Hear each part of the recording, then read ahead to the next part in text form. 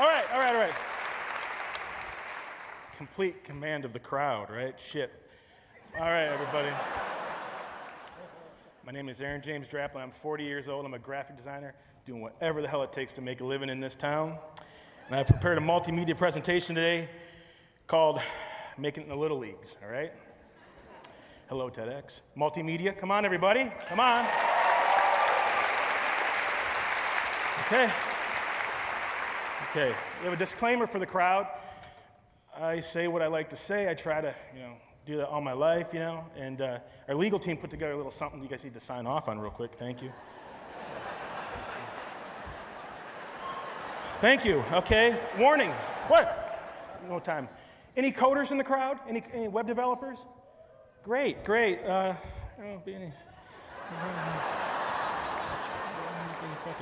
Siri, what's for lunch? No, sorry. Okay, the hard truth, I shouldn't be up here, you guys. Come on, serious. This is embarrassing. I have no credentials, no professional accolades. Google that shit. Good luck. I've never won an award. I've never tried for an award. Door stops. I don't have a book to sell yet. I usually don't wear pants, so we wash the 501s for the big day. Okay, our history. I'm from Michigan, right? Michigan, yeah, right? I was born in Detroit. My mom and dad were into the MC5, right? A lot of hair in my dad. He was a steel worker. 4 years old, we go up to northern Michigan where a lot of terry cloth and feathered hair growing up. Riding bikes, swimming in the lakes in northern Michigan until you're about 12 when all the cool kids start becoming cool and all the kids, you're all in that small town. It's sports or nothing. I tried my hand at basketball. Okay. 14 years old, I go to Traverse City, Michigan. There's 60,000 people, and I get to pick what I want to be. I'm a skateboarder in the summer. My priorities are straight. Snowboarder in the winter, right? And this is when I move west after high school. I get my little tiny associate's degree, and I go out west, or where my life began. So 19 years old, because here's what Michigan or the Midwest or whatever told me. It said, you're going to hate your job. Art, you won't make a cent. And bigger is always better, right? That's what they tell you, right? So I come to Oregon in 93 with all my buddies, 6 of us. And we come out here to be snowboarders in the big, big West, right? Jackson Hole, we're up and down the West, living like animals. The whole time I'm doing analog pursuits. I don't have a computer yet. I'm lettering futon covers. I do my first snowboard graphic for $300, and I need a computer to go and work. So I go to Alaska for 4 summers. I go up there to wash dishes, Princess Tours, 4 summers, beautiful Alaska. And while you're enjoying your lives down here in Portland, 4 summers of this bullshit. If you look real close, sleeping in between shifts, some dick put a mosquito on my lip. 4 summers to get my tools, okay? Then I go back to school because you got to go to college and shit, right? So I go to college. I go to Minneapolis because they pick me as much as I pick them. And I go to this Minneapolis College of Art and Design, and I go there because my heroes, these crusty bands from the 80s that no one knows about, they're from there, and working designers are from there. And I start making logos and thinking about my work and what I want to do with my job and my life. Screen printing, this is called Famous Alcoholics. And I get my degree, and I get my first job down in Southern California, and I throw it all away, this incredible gritty Midwest. And I go down to this prehistoric Ferns, Orange County bullshit, and I'm down there working for Snowboarder Magazine, where these are my, the mag I read growing up. I couldn't say no. 2 years I do that. I meet a bunch of guys. Get back to Oregon in 2002, and I get to work for the Cinco Design office, my buddies in town. I looked up to them, and I get up here, I get a job there. I'm a senior designer. I had a card. Got to work on Nixon watches, making ads, designing watches, all cool stuff. But I also got that first taste. It's no fault of Cinco. This is what happens when you're professional. Emails about emails, meetings about meetings, and all the stuff that you go, I was a good Midwesterner. If they asked me to go late, I went late. But I jump out. I jump out because it tipped. I could make more cash going home, 24th and Hawthorne, after 9 o'clock than I could wanting to be on the clock during the day, right? So I bought a little house in 67th. I got an attack dog, Gary. And I trick out my basement to my spec. No pants allowed, right? Or where I got free. So that's 2004, right? And I become this Draplin design company, right? Just one of us. Now, this is where I got down to work. Now, if you look here, multimedia, right? I've been busy. I've been making logos.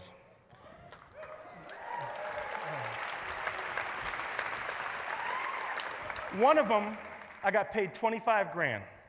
One of them, I got paid a burrito. And that was good. That was actually good. Which leads us into this. No budget, no problem. We're all told to go for the big jobs, the big dollars, whatever. What happens when your buddy comes to you, Cobra Dogs? My buddy Corey Grove, my brother in town here, and comes to me and says, hey man, I'm in trouble. I took that Cobra Commander logo, you know, G.I. Joe, had ketchup and mustard dripping off that shit and put it on a sweatshirt, sold it to the wrong kid. He takes it home. His dad's some big Hasbro lawyer. We get a big stack of cease and desist saying, what are you doing? Corey comes to me and says, I went to the cool place in town with the wax mustaches and shit. Oh yeah, you know those guys, right? I know them. Thank you for coming, fellas. You know, sorry. So he goes there, and they're not going to do that job. There's no budget, you know, there's no money. So I'll take that job, sure. This isn't about money now. This is about rescuing him, getting him out of litigation, or applying my little mouse finger to his life. And we get to round every corner. There's no account managers here breathing down my neck, bean counting, whatever you want to call it, right? We subversively make him a real brand for fun, for love, right? And if you go to government camp, you'll see Cobra Dogs 8 years now. Go get a Cobra Dog. All over the West, he's been franchising and going and setting up shop and doing this. When I look back at my life the last 10 years, I got to hit one out of the park for Nemo Design here in town, pinch hitting for my friends over there. And when you work on the big Nike, thanks for doing this, Nike, by the way. Hell of a company you got. When you work on Nike, when you're this, you get to see this. I traveled. I get to see it in Munich, Piccadilly Circus, London, New York, and LA in 12 days, right? But I look back at my last 10 years. 3 months after I made this big thing, the next hot shit was out there. And our little thing we toiled over was dead. And so it goes, right? When I look back at my life, I want to have Cobra Dogs, so I made his mom happy. Okay? Okay? You can invent your clients, you can invent your life. I made a little thing called field notes just because I couldn't find shit without, I couldn't find ones that didn't have Hello Kitty on it, you know. Whatever, Powell's, you know. On the superhighway from America, from Michigan to Oregon, I've been collecting these things out of junk drawers and estate sales. And I kind of want to pay respect to this beautiful agrarian, object that are dead, they're gone. Old timers used to have those in their pockets. That's how it was a currency of how they would predict things. I made this company. We've exhausted the whole French paper line. Putting dots on a map all over America. I'm just here to say thank you. Whoever's buying them, thank you.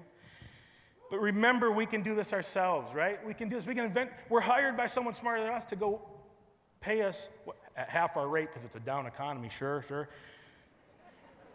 For someone else, what if you do it for yourself? Because every dollar we make on these little cool things, it tastes so good, you know? A couple years ago, I got to help my mom and dad buy a car. That's pretty cool, right? That was pretty cool. So think about inventing your life, inventing your clients, inventing your day-to-day, right? Whatever you call it. I'm doing pretty good up here, huh? Yeah. See. Okay. See, it's very surreal. A lot of sweat going on. Rescue efforts. What do people do for fun? They go fuck a wine tasting or farmers markets and shit. I don't know. I go across America junking. Got a van, right? Die in that van, live in that van. Going to stuff like this. Like, my friends are saving to go to India. It sounds incredible, but I go to Indiana, right?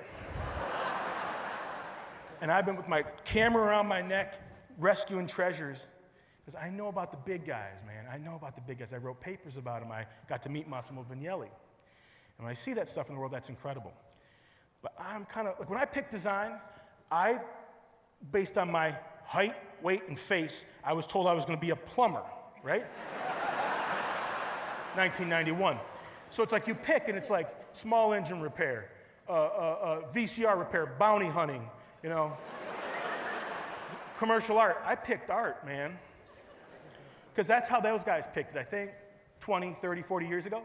And the work they did, I collect and rescue and sort of champion this stuff because I don't want it to go away. The work they did was beautiful to me because it had restraint, had one color. And yet, at 1/1000th of the power we have in our mouse finger, They did incredible stuff back then. I don't want it to go away. What do people use their social media for? I know, pictures of coffee. Huh? The little leaf? Yeah, I know. Oh, sorry. Yeah, okay. Yeah. Go play with this stuff. Go look at it. No complaining on the job, because they did incredible stuff, and yet, we have a million typefaces and a million colors and a million reasons why it was due yesterday, right? And I go look at this stuff, and it just kind of chills me out, to remember that. These are each a centimeter big. I bought them, the little guy on the right, 135th and whatever out in the east, and bought it from this little tiny rivet box, and it's this big. And here it is 100 feet, and that's what Paul Rand taught me, right? Illustrator, Photoshop, whatever. It won't teach you that. Okay, we're moving right along. What's next for the DDC? 10 years with the Cole Headwear Company. 10 years with the Union Binding Company. My brothers got to do the logo for Sizzle Pie. I got to go to do the poster for Sasquatch, and we got to go. Could care less about Vampire Weekend, but I love Tame Impala. Fine X Skillet. My buddy Mike started a skillet company in town. Invented his world. Got to do the logo and help out with the box and stuff for my buddy Mike. Made a poster for the space shuttle, right? I'm a child of the space shuttle, you are too. Made a logo for the sun. Might as well go big, right? 4 record set for ATO Records coming out in a couple months here. Did some graphics for a Target Aspen House. You've heard of Target. The new record from the old 97s. I love this band in the 90s. April 29th, new thing. I got to make it. I got to meet the band, good-looking bunch of guys. This, all over the nation. I've been going everywhere saying this shit, right? Look at this. Like, who goes to Saskatoon?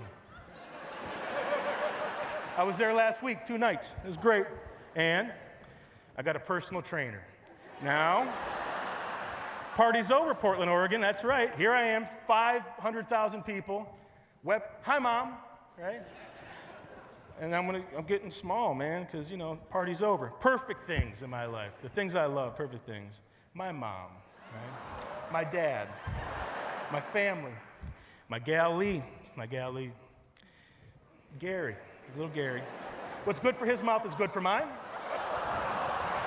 My nephew Oliver. All right, we'll see you this afternoon. America. I love the man. I love autumn. Bit of a hot summer last summer, a lot of Gold Bond. I love guitars, I love records, I love ghost signs, love sweatpants, man. My favorite Portland band for 15 years, Richmond Fontaine. I love Richmond Fontaine. I get to do their records now. Willie's a buddy. Futura Bold, working man's font, right? Old Signs. My buddy's in Red Fang. Coil, get home soon. We miss you, Coil. Legos. I love Legos. My favorite band of all time are the Flamin' Lips, right? If these turkeys could do it, here I was in Oklahoma 2 months ago saying, thanks to Wayne yet again. If they could do it, any one of us could do it. My favorite band of Flamin' Lips. Okay, shit, that's not even close to perfect, okay? That's a little secret, okay? Number 1, Kid Rock. I'm from Detroit, and this is, sorry. Sandals at a wedding. Bad signage.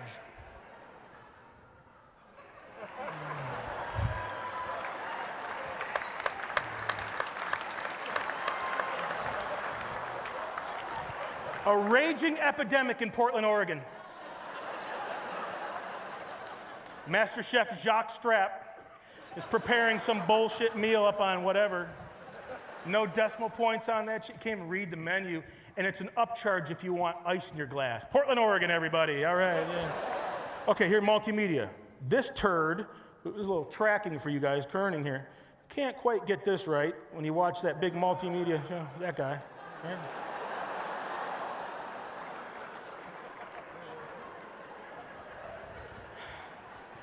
Perfect, right? No.